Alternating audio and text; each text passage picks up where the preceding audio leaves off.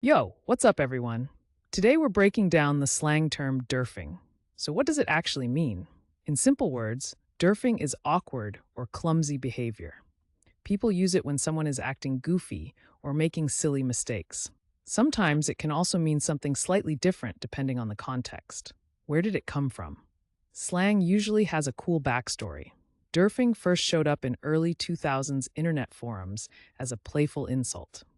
Over time, it spread into everyday talk, especially among teens and young adults. Now let's check out how to use Durfing in a sentence. Correct example 1.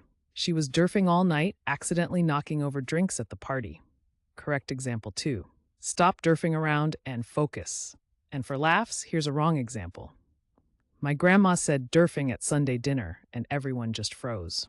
See how slang adds personality and vibe? Using Durfing right makes you sound natural, but using it wrong can be hilarious. Quick recap: Durfing means awkward or clumsy behavior. It started in early 2000s internet forums, and now you'll hear it in conversations, online, or even in music. Now it's your turn. Drop your best sentence with Durfing in the comments. And if you want to learn more slang and fun word histories, don't forget to subscribe and join our community here every day.